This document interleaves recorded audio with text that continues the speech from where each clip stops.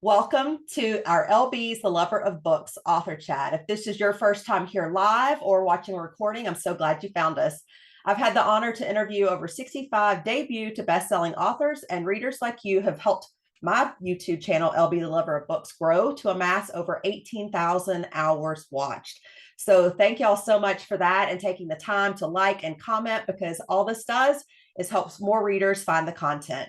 But now we're here to talk about, and I want to introduce this thrilling author, Jeneva Rose. She's a New York Times bestselling author of several novels, including the multi-million copy bestseller, The Perfect Marriage, which we're here to talk about tonight.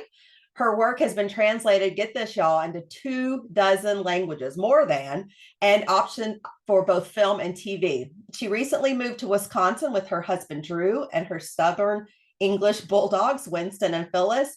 And even more exciting, she's expecting her first baby goose, everybody. So let's welcome Jeneva to the call. I'm so excited. How are you doing tonight? I'm good. So if I forget any words or I stumble, it's the pregnancy brain. It's terrible for a writer to have, but that's what I have right now. Well, we are just excited that you're here tonight and you're not like asleep on the couch already, because that would always. I was before this. So if I look, I'm basically in my PJs. Perfect. All right. So let's think back to 2020. What are the biggest differences for you then versus now? Because we're here in 2025, 5 years later. What can you say? 2020. So that was when The Perfect Marriage released. I did not have a literary agent. I went through a very small publisher for The Perfect Marriage out of the UK that did not, or that accepted unagented submissions. And I had had an agent previously. The Perfect Marriage did not sell. It was rejected by virtually every publisher, which has been very, great now, because I kind of proved a lot of them wrong. I remember getting a rejection that said, no one reads legal thrillers unless they're written by John Grisham. And I don't really constitute The Perfect Marriage as a legal thriller. It has a legal bend, but the majority of the novel takes place outside of the courtroom. And I had another rejection that was like from a publisher saying that readers would not gravitate toward this novel. So those have been great because it's been obviously a big change since 2020, me kind of marketing this book, and I dropped in on 100 book clubs that year. So 1/3 of my nights that year was me sitting in on book clubs talking about The Perfect Marriage. This feels like a little flashback to 2020, 2021 era. But it was me trying to do whatever I could to inform readers of the book, maybe get them to open it. And since then, The Perfect Divorce, which is the sequel coming out April 15th, that is actually my 10th novel. So a lot has changed in 5 years. Okay. So you now have 800,000 TikTok followers. Is that about where you are now? Did you have Yeah. a plan from the get-go? Like, this is how I'm going to tackle this with social media, or did it just naturally evolve? I mean, I worked in social media prior to becoming a full-time author, and I was working for a Fortune 250 company as a senior social media manager. But in 2020, everything was online because of COVID, pandemic time. So that was the only way to reach readers. And like, luckily for me, I did have that background in social media.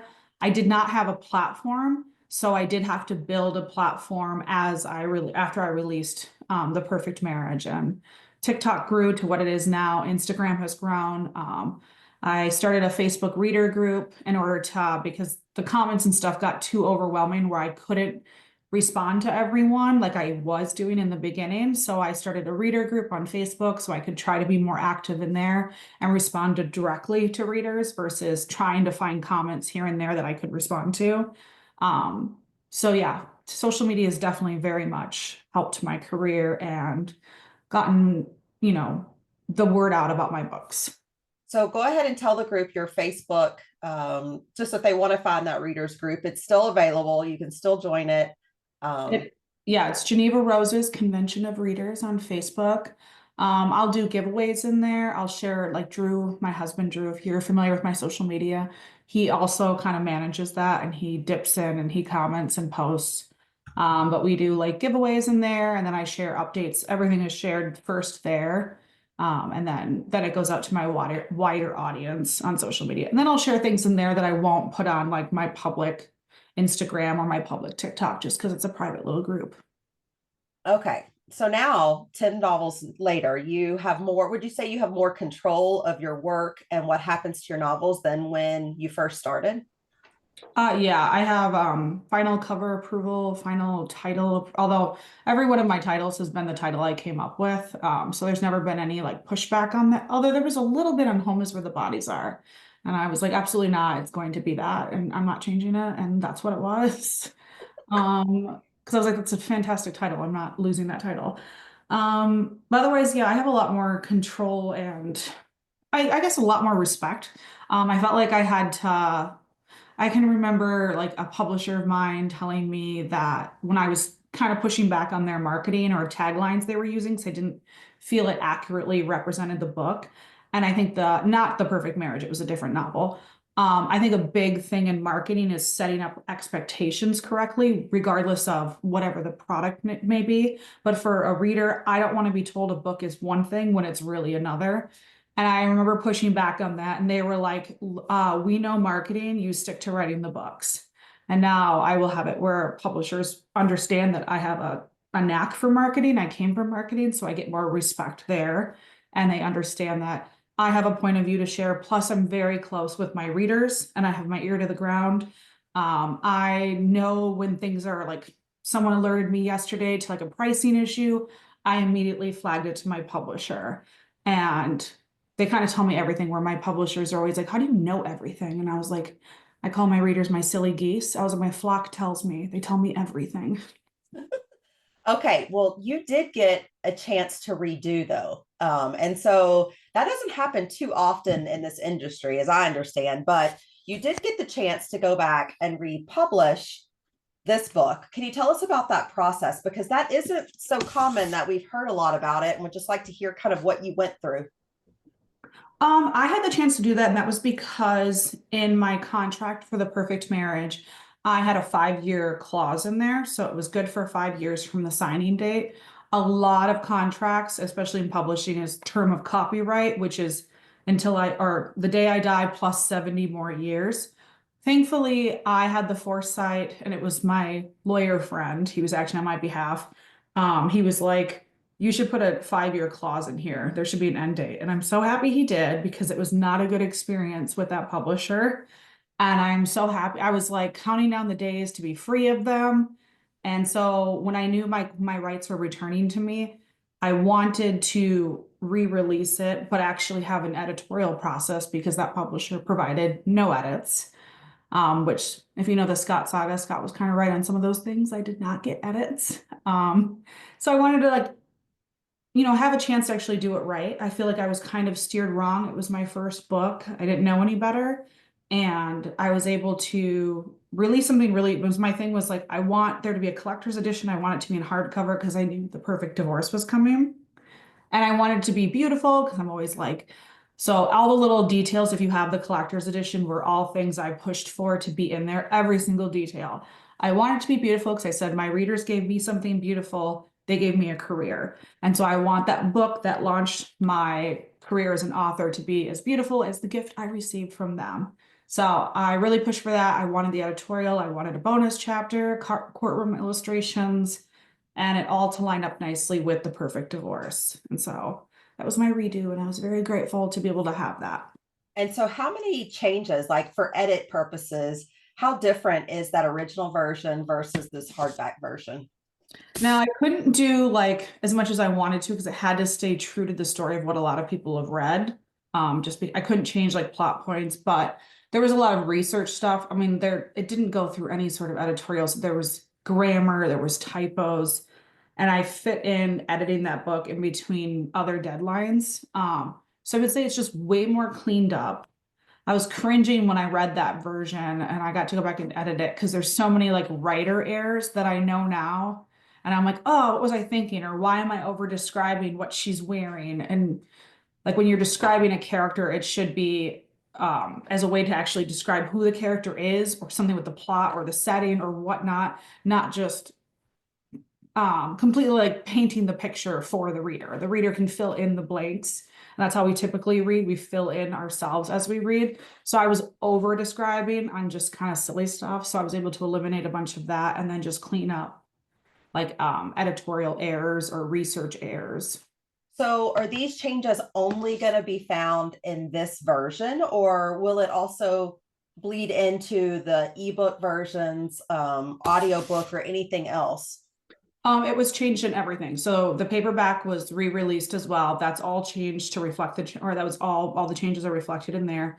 Ebook all reflected in there, and the audiobook was re-recorded with new narrators to reflect the new changes. And the only reason I wanted to do new narrators, I had no say in the narrators with The Perfect Marriage, whereas I have says in now with narrators, and I just wanted it to be completely fresh and new. And that's not to say the previous narrators did a bad job, because I think they did great. I was just trying to really separate this new release or re-release from that older version.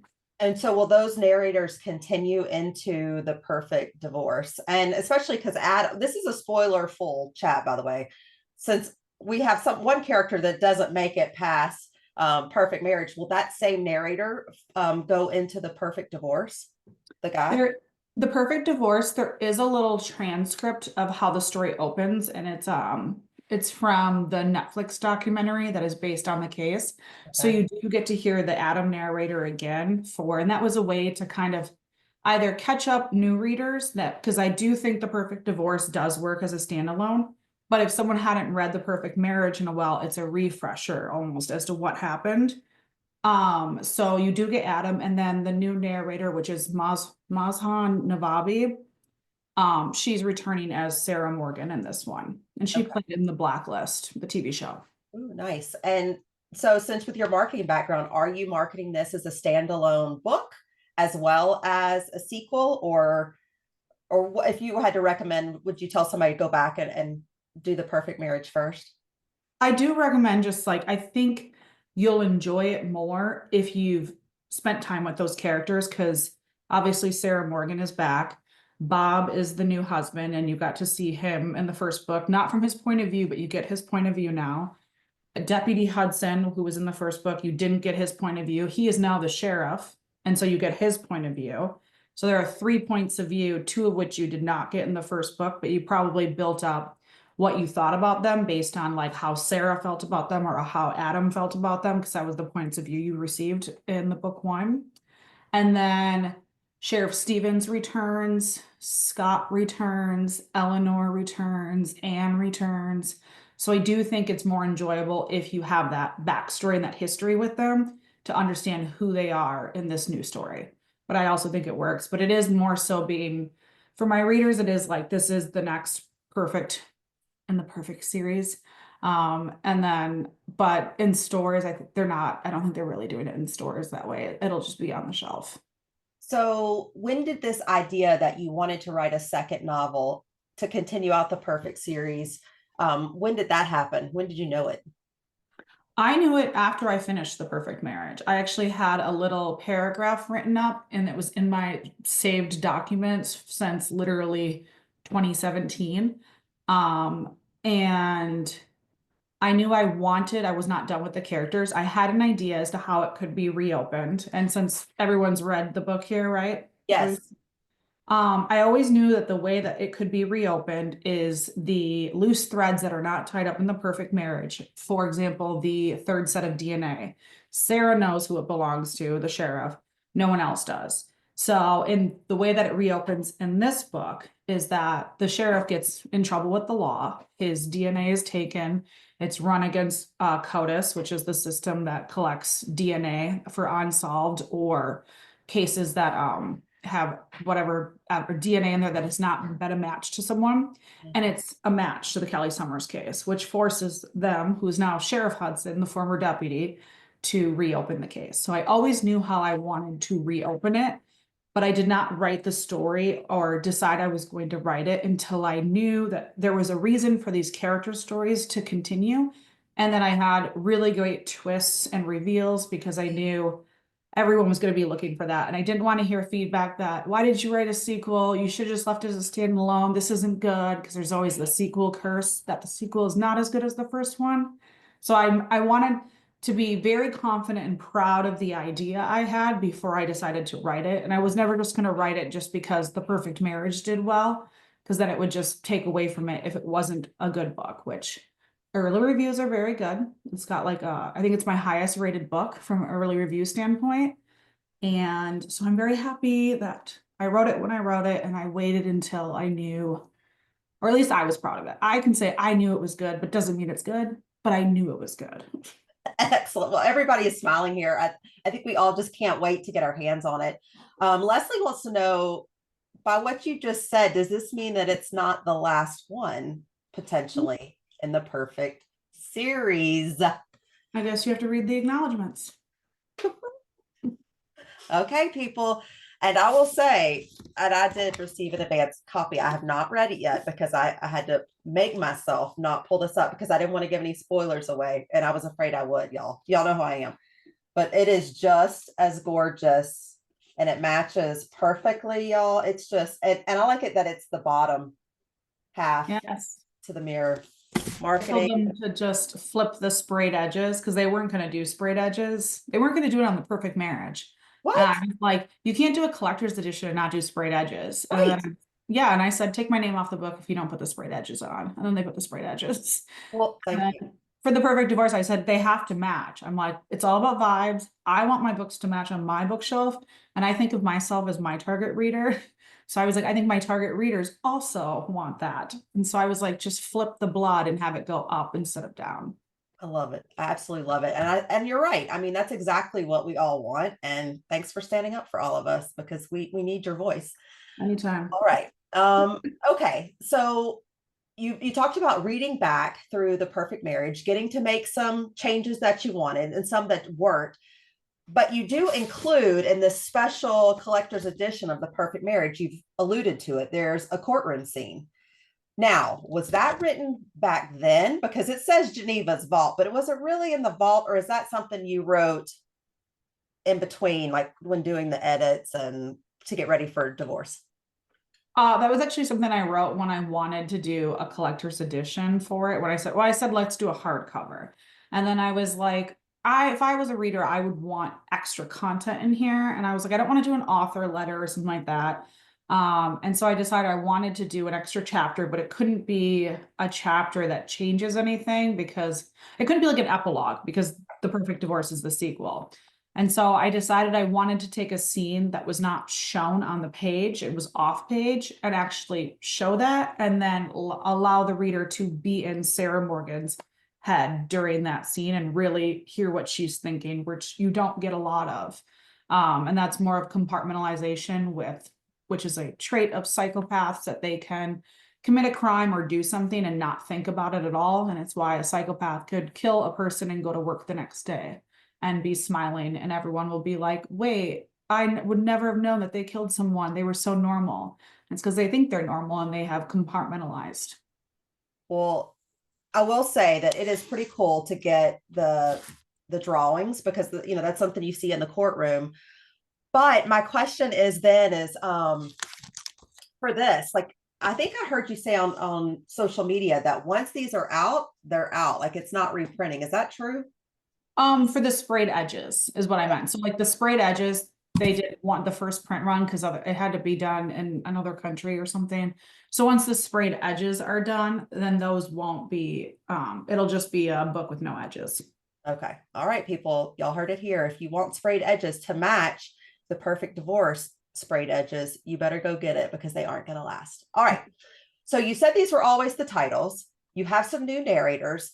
Are you happy with how it all turned out? Or are you one of those people that looks back and is constantly thinking, oh, I could have done this, or I could have fixed this? Just we want your brain a little.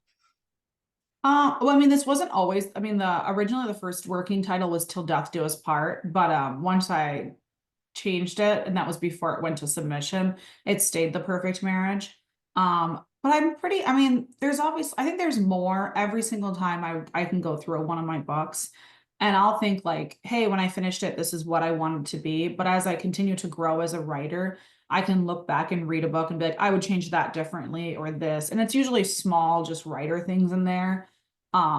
But overall, I'm very happy with what it is now, and that I feel like it's what it should have gotten to be from the beginning, a full editorial or process and a great looking cover. I mean, I designed the original cover with what the publisher gave me, and the designer, which I think was hired on Fiverr. So that's what we got there. And it was the best it was going to be. But I'm very happy with where it's at now. Well, I love this new collector's edition, and I'm just so excited for you that you get the treatment that you should have gotten a long time ago. So appreciate that. We do have a guy here on the call. He said he thinks he's the only one. So Michael says he loves it. He said he does have the perfect marriage with his wife, but he has one question. There was one night in the perfect marriage where someone came into Sarah's house and bedroom and they slept together. Was that Bob, or did I miss something? That was Bob, and that was another scenario of them trying to throw people off. That's why the next morning they toyed with each other too. The next morning, she's being told by Anne that Bob moved their meeting up, and it's all a ploy so no one catches on to one another. But as you'll read in The Perfect Divorce, as you see their marriage and what it's been like, they are a couple that kind of pushes each other and razzles each other. So you didn't get to see that because Sarah was not forthcoming and Bob's point of view is not in The Perfect Marriage. But there are a lot of questions that are answered in this novel as you get more points of view or as POVs are more forthcoming.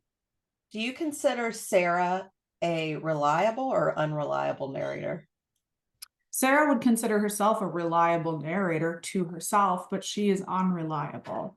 And a lot of it comes down to she thinks she does things or the wrong things, maybe for the right reasons.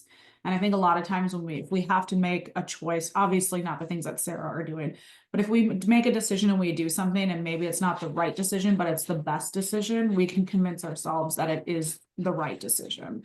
Obviously, Sarah does things on a much more exaggerated level than any of us, hopefully. Yeah, yeah, okay. LB's definitely, this needs to be out with Sarah level. Victoria has a question. Who's more diabolical, Sarah from The Perfect Marriage or Grace from You Shouldn't Have Come Here? Um, I would say Sarah is more diabolical. She's willing to do whatever it takes to ensure no one wrongs her, and she'll take casualties, like in The Perfect Marriage. Anne was a casualty, or not Anne, Kelly was a casualty. She had actually had nothing against her. She'll do whatever it takes to protect herself, and so I would say Sarah. Well, we also find her mom's a casualty. I Her mean, mom was a cat. Oh, that was another thing you got in that I actually got to explore that with that bonus chapter uh, was Sarah's upbringing and what she experienced, and more into why is she the person she is today.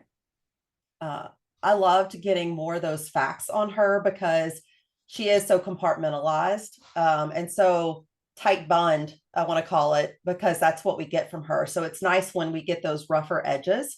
And another question. So she's Sarah Morgan, and that's her married name because Adam. Does she keep her name? And if so, why did you decide to do that? Is it because of her professional capacity? And did you consider changing it or having her go back to her maiden name?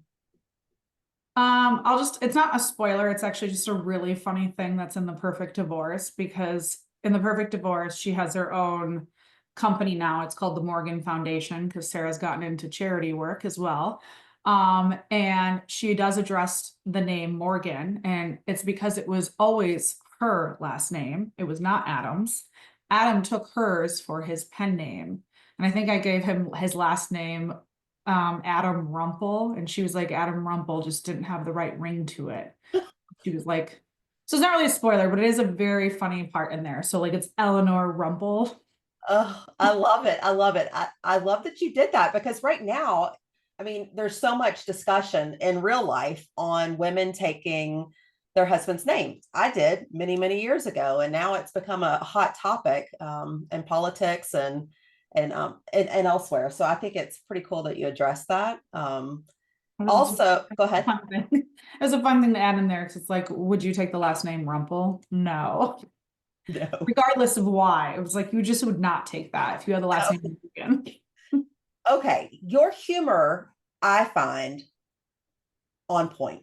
And all of y'all, if y'all have not seen Geneva in person, you better do it at some point. I had the pleasure of seeing her at the Bookmarks Literary Festival, and her timing and her eye rolls and her sarcasm are perfection. Okay, I'm going to tell y'all perfection.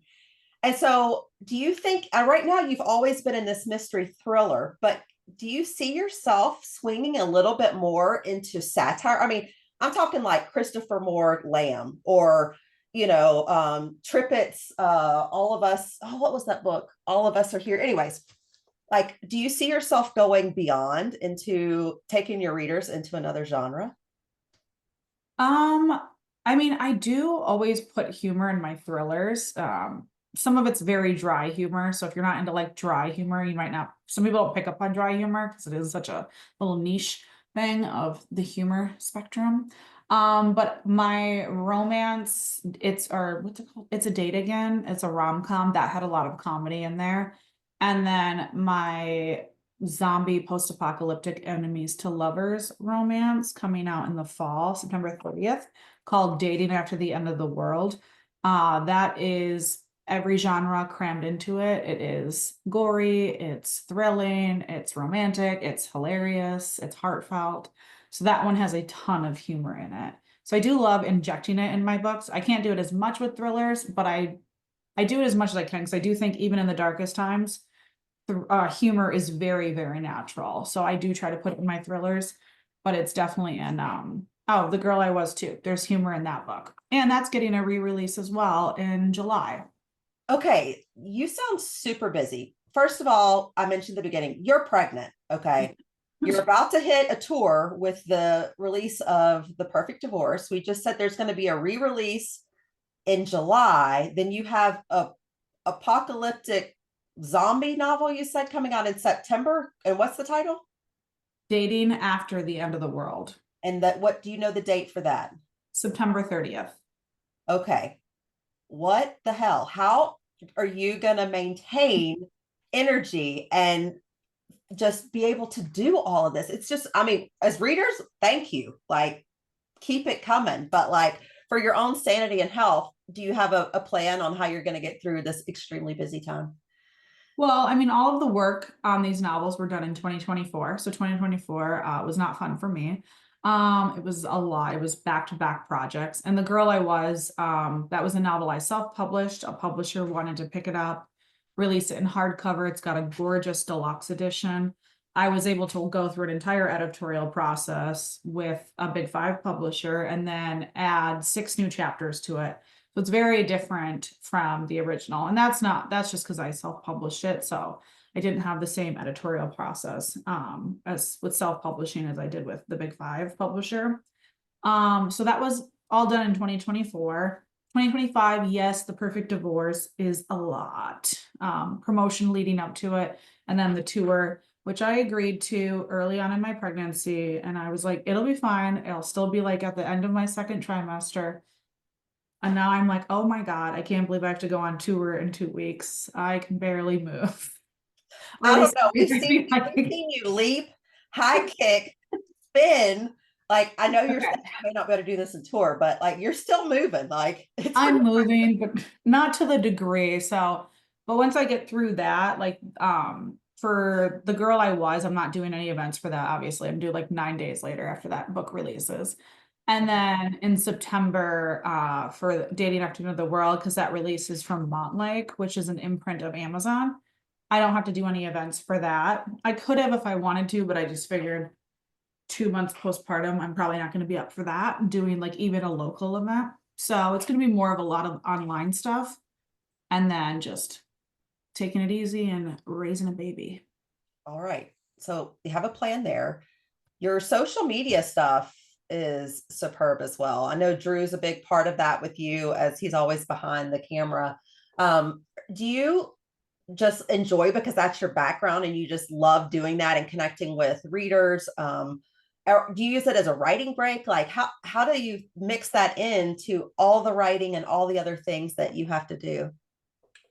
I do enjoy it. Like I enjoy it when I get to do it my way. So you won't like, and that's what I tell any publisher I work with. I've had publishers try to like get me to do the social media their way, and it's very corporate. And I was like, no, I don't work in corporate America anymore. I'm an author and I use my platform the way I want to. So I do my content and my social media when I feel like it.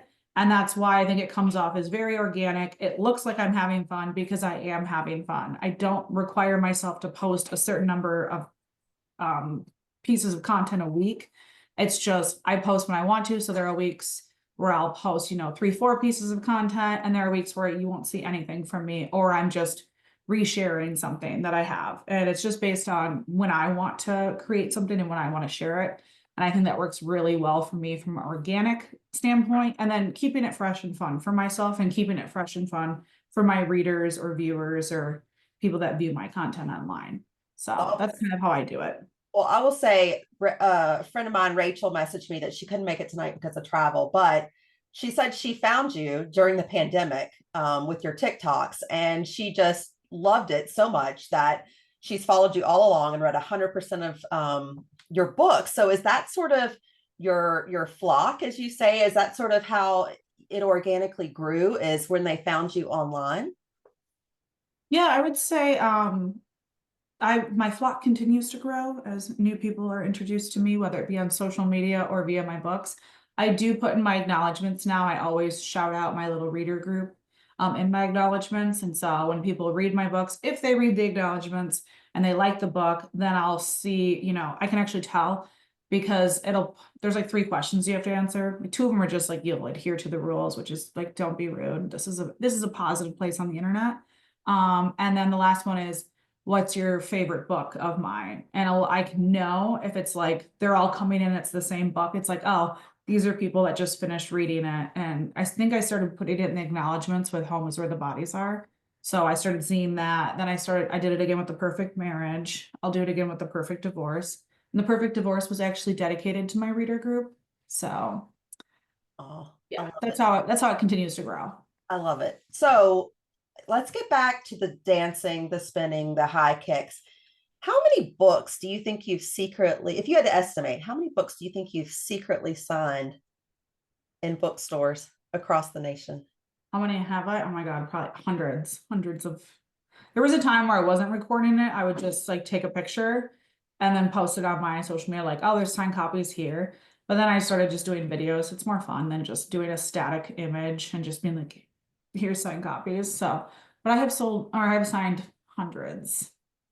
I Maybe, love it. maybe near enough. No, it's probably hundreds. They don't stock a lot in the stores for sneaky signings. Yeah, it's great. And like they're saying online, like Drew is just the best. And that's, and Presley said she loves that you now have a past tense for him, a draw. So we're gonna thank you, Drew. We appreciate it, or AKA draw. What does your day to day look like as a writer? I mean, I know you're about to go on to tour, and that sort of changes things. But what does it look like for you? You get up and what? I mean, it changes based on where I'm at in like the writing process or if I'm writing. If I am writing, I get up and I try to start writing by 10 a.m. And then I try to write 2,000 words a day when I am writing. And I can be done as early as like 1 or 2 p.m. writing, or if I'm struggling, it'll be like 4 or 5 o'clock writing. But then I'll start writing at 10, but the time before that, that's me doing like admin work, emails, doing social media, maybe having to put out content or record content if I am doing anything that day or if I want to. And when I'm not writing, and same thing with editorial process, I think my prime hours of when I write or when I edit, where I feel the most, I don't know, fresh minded is like that 10 a.m. to like 2 p.m. spot is what I feel great. Um, and then when I'm not writing and or editing, like right now, it's a lot of just interviews, admin work, prepping for tour, doing content for tour, a lot of meetings with like the publicity team or the marketing team or my agency. So that's just more of like there's just meetings scheduled and interviews scheduled and then trying to fit in things around it. wardrobe. You gotta be ready for tour. I do. I have to shop for clothes, and especially now, nothing fits me. So I'm like, dang it, I don't know what I'm wearing on tour. I'm gonna go with pajamas. I think people will just be so excited to see you. Somebody said they're seeing you twice in Texas. So I think your fans are along for the ride. Like, don't you worry about it one bit. All right. I also wanted to ask a little, like, dive a little bit more deep into this novel. And this may be me, I don't know, but it seems like you like playing with time. When this book began, there were flashbacks, there's blackouts. The watch was a gift. Like, so much, she's squeezing 10 times to mark the minutes. Like, it just seems like you like using that as a tool. Do you do that consciously, or is that just something I'm just reaching? This one was very intentional for the perfect marriage to play with time. And it's because we measure relationships in time. I've been together with my husband or married 6 years together over 11 years. So I wanted to play with this time aspect. Rather than measuring the moments, it was measuring time, which Sarah would very much be a person that does that. She's very calculated. So when she gives him the watch with the number of minutes and 10 years, that actually was the start of her countdown of them being done. So those 10 squeezes, one for every minute, was the countdown finally ending. And hers is all measured in time. And so I really wanted to play with that, with, the parts of the story that are kind of missing. Adam's point of view on the night that Kelly is murdered cannot be trusted. He is drunk, he is drugged. And if you've ever been blackout drunk, you think you know what happened that night until someone sober tells you what happened. And you're like, that's not what happened. But your recollection is very wrong, because when you black out, there are moments and memories that are missing because your brain is not registering all of them. So there's a lot of things with time where Sarah can control it. Adam is losing it and losing moments and not remembering. And he's doing it to himself after that, as he dips into his scotch and then can't even remember what numbers he's calling. So they're very much who's controlling time best is kind of controlling the outcome of this story. Yeah, I mean, she loads him up with the scotch, knowing now that we look back at it. Did you intentionally reference Rent with the time? Um, 500, like the minutes, like it's almost like the lyrics to that song and oh Rent. yeah, I mean, I counted the number of whatever. I looked up the number of minutes in 10 years. There's Yeah. also two where Sarah tells you that she knows all about timing, and it's when she's hurt. You get to see her in the courtroom defending, I forgot who it is, defending someone. It's that opening. Politician. Yeah, the politician. She's literally telling you how she's controlling time and how she knows the perfect timing to hit this and this, and she knows she needs to pay attention to this juror and this. Mhm. And so she's telling you how she controls that courtroom by controlling her timing. Um, Tara wants to know how you control the writing of your thriller, like The Perfect Marriage. Do you know what you want the twist to be up front, or do you let the story take you wherever it goes? For the perfect marriage, I always knew the ending was Sarah. I knew that from before I started writing it. What came about from a writing sprint that I did not know was going to be there was that Bob was going to be involved with Sarah. And writing sprint is where you set a timer, typically for like 15 minutes. You try to write as many words as you can. Keeps it fun, keeps it fresh, and you kind of see where your brain takes you. And that came about from a writing sprint. And then I kind of built that in after that because I was like, yes, they have so much tension between them. And so I developed the backstory there of what I always knew, like Bob's brother was kind of involved, or there was like that, but I didn't know if they were actually going to be tied together, Bob and Sarah, until I got to a certain point. I don't remember where I was in the story. I was like, yes, they need to have actually partnered up on this because Yeah. Bob has more of a reason to want Kelly dead than Sarah does. Yeah. Sarah's just using it to frame Adam. All right. I'm going to ask you some rapid fire questions. And while I'm doing that, if you have a question, be thinking of it and you'll be able to raise your hand right after this. So, are you ready for your rapid fire? I am. Okay.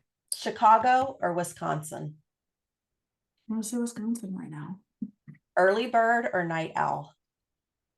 Night owl, but I try to be an early bird. Plotter or pantser? Both. Favorite movie or TV series right now?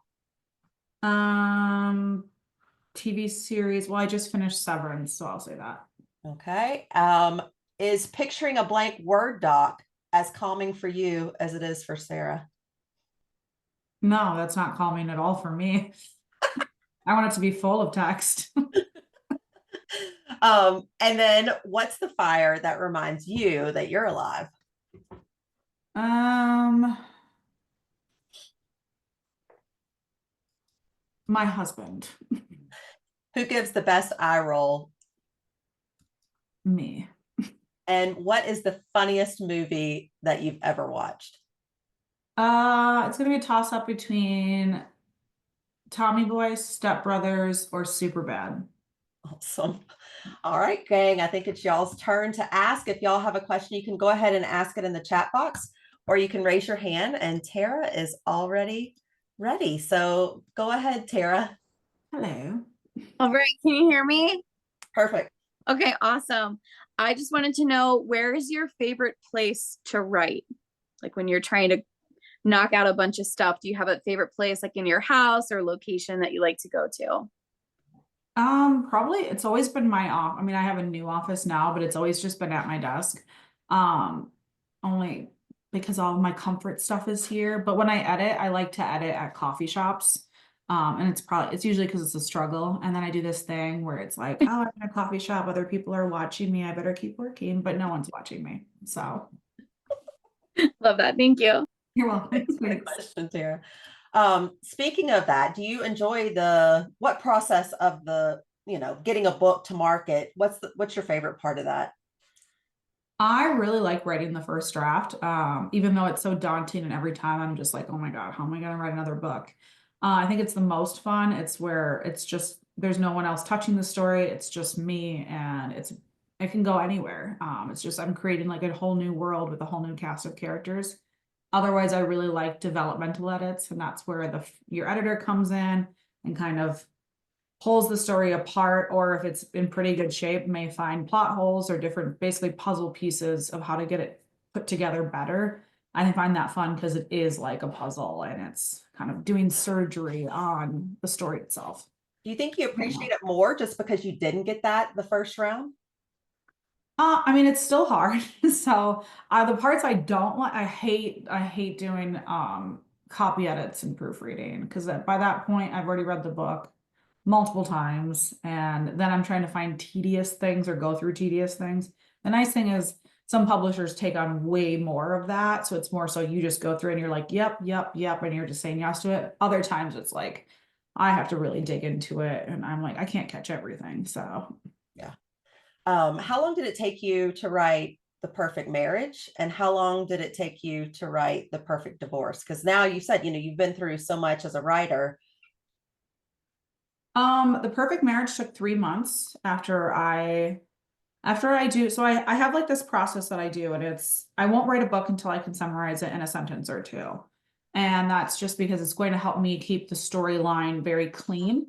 And then it's also, I have that hook right from the beginning before I start writing, which is going to make it easier for me to sell it to a publisher, and make it easier for a publisher to convey what this book is about to a reader. At the end of the day, even though it's like my art, my creativity, it is a product, and it has to get the point across very quickly. We live in a world that we like to be, we like TikTok, and it's got to be quick and fast, and we want to scroll, and our attention spans are much shorter, mine included. So I understand that you need to know exactly what it is and be able to pitch it like that. Then I write like the back marketing copy, which you usually find on the back cover or on the flap of a hardcover. I really enjoy writing that, so I write that beginning or at the beginning. I'll do character and setting sketches, which is all the research on the setting, even describing where I know scenes are going to take place, so it's easier when I'm writing that first draft. Same thing with the characters. I'll know everything about my characters before I start writing the book. And then I do like a partial outline to give me an idea of where the story's going. I usually know the big twist, but I don't know all the reveals and little twists. And then when I start writing, I'm armed with all of that information, so I can write it in like about 3 months. And that's also because I'm a binge writer, and I like it to write it quickly because I feel like it's fresh in my head. I'm going to have less likely to be bored with it or to forget things and have to do more developmental edits because I've written it so quickly. So The Perfect Marriage was 3 months. The Perfect Divorce was 3 months. They're all around 2 to 3 months. with Wow. the exception of Dead Woman Crossing. That was 26 days. And that was because it was the first time I ever had a deadline, and I was terrified of not hitting that deadline. And then I wrote it way earlier that they moved up the publication date. So that was the only time I did that. Do you remember what your one sentence was for the perfect marriage? And then what is your one sentence for the perfect divorce? The Perfect Marriage, it was a top criminal defense attorney faces her most challenging case when she vows to defend her husband, a man accused of murdering his mistress. The Perfect Divorce, we can just call it Sarah Morgan's back. And she's better than ever. I love it. I love it. All right. What I know what you're working on is producing a child while we speak, but are you also doing some writing right now? Not right now. I will after tour. I tried. I could not write at all. I was first trimester, I could not stay awake. And second trimester, I just have brain fog. And I have so much going on right now. In terms of the perfect divorce and the promotion and publicity. I had so many edits too that I had to do for the books coming up. So I will be back to writing after tour. Hopefully. Well, Tara even said, like with pregnancy brain, which we all can relate to, have you had writer's block along the way? And if so, with that, within your career, how do you get past your writer's block? I mean, I haven't had writer's block during, well, I've been pregnant because I haven't written. But I have had writer's block many times before. And what I actually think writer's block is, a lot of people will think that it's like this, just this crazy thing that happens to every writer. And eventually, you just have it and you have to just wait for it to pass. But I think writer's block is when subconsciously something in your story is not working. And when that happens to me and I just stop and for some reason I can't keep going, I will go back and I will reread and I will talk it out, and I'll talk it out to myself or I'll talk it out to my husband, who typically reads as I write. And I'll usually figure out, oh, this is what's wrong with the story, whether I need to add another character, add a point of view, take something out, slow it down, speed it up. It's usually I figure it out that there's something not working and my subconscious is not allowing me to write anymore. Out of all your 10 novels, because you've told us how you prepare to write, you're arming yourself with all these tools. What character do you believe surprised you the most? Like you went in with all of this and then something just changed. Um, I would say it would probably be some characters from One of Us is Dead. Shannon, I had a different like how it was going to happen for her, and I think she has one of the best character arcs of any character I've written. And then Crystal in there too. I think they just have, it was not supposed to be the way that it ended, in terms of how their storyline progresses, but I think they surprised me the most, and I think it's just I love those characters. They were not supposed to be as well loved, and now they're very much favorites of people's. And I think it was because of that character arc I gave them that I did not intend to give them. Awesome. Okay, what can you tell us? What spoilers or hints, sneak peeks can you give us for The Perfect Divorce? Because we are 2 weeks away from release. Spoilers? I think you're in for a real treat. I know the synopsis actually sounds like it's very close to The Perfect Marriage in terms of what's happening. It is nothing like The Perfect Marriage. It is like this cat and mouse with a little bit of police procedural in there because you get Sheriff Hudson's. And it's a wild ride with lots of reveals and twists. And I think you will enjoy it, and I think you will be shocked. Did you listen to your audiobooks on either one of these or no? I listen to I'll go through it. I'll listen to because I pick the narrators for my books, and I'll go through. I obviously when it's being casted, I listen, and then afterwards I don't listen to the entire book just because I don't have time to. But I'll go through and I'll listen, especially if it's multiple points of views, or I'll like skip to like sections I know I'm like, oh, I can't wait to hear how this was performed. So I've listened to huge chunks of both books. Now, I did look up and it looked like there were more narrators on the audiobook for The Perfect Divorce. Is that right? It looked like more names were listed.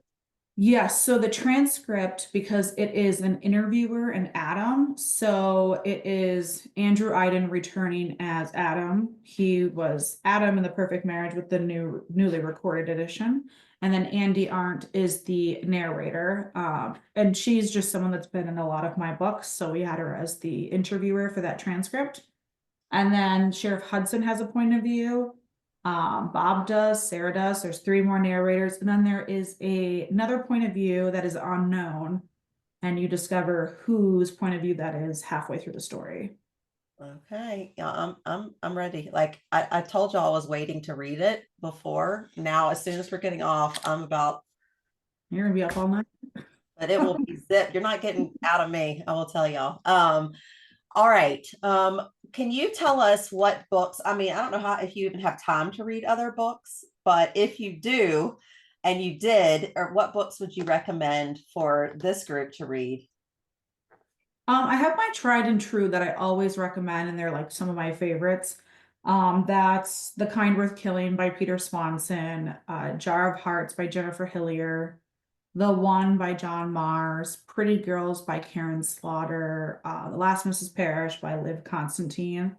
Some more recent ones that I've read that I would recommend, which I have not been reading a lot, so but Only One Survives by Hannah Mary McKinnon was a great novel. If Something Happens to Me by Alex Finlay, and then Jane and Dan at the End of the World, which is more of a comedy mystery, but it's really fun, by Colleen Oakley. Yes, I get to see her this week on Wednesday, so I'm excited for that. I will say, and I'll show you all the back of this book. You had some pretty great authors on here recommending. What is it like to have Karen Slaughter say a riveting he said, she said thriller that will have you on the edge of your seat right from the very first page? What is that like? Because you obviously love her books. I do. What is that like now, 5 years later, to get that on the back of this sequel? It was really cool because I was actually asked to moderate her event when she came to Oak Brook, Illinois. So I was the moderator for her event and I got to meet her. And it's really cool because I am a big fan of her books. I love The Good Daughter and Pieces of Her. I love her standalones. I love her Will Trent series. So for her to say great things about my novel was especially sweet. Yeah, well, if anybody that knows me knows I'm a huge Karen Slaughter fan, and I too got to interview her in Raleigh. She is one of the funniest people to talk to. Like I could just sit there and like I'm so glad that you met her because that's perfect. Like just She's very perfection. funny. Yeah. She's just so smart and dry and sarcastic. Like I love the whole thing. So thank you for that. What book have you read that like because those are all typical besides the Colleen Oakley? I think that was maybe a little bit out. Is there anything that you'd be like, what? She read that and would recommend it? I do like to read romance as well. I love like Abby Jimenez books. I love Sophie Kinsella. I love Colleen Hoover books. And then another book I really love it's a young adult book, but it's very much like the Hunger Games meets The Handmaid's Tale, and that's Grace the Gracier. I think it's her name Kim Leggett. Um, Fantastic novel. I read that years ago and it's stuck with me. And there's another one I love that I think is skews a little younger, or maybe it's like new adult, and that's All the Beautiful and Ugly Things. And I'm blanking on the author, but I loved that book too. We can look it up. I will also ask, because I mentioned this in your bio, that you've been optioned by TV film. Any new news on any of those projects that you could tell us about? Well, for The Perfect Marriage, I was supposed to see a script in March.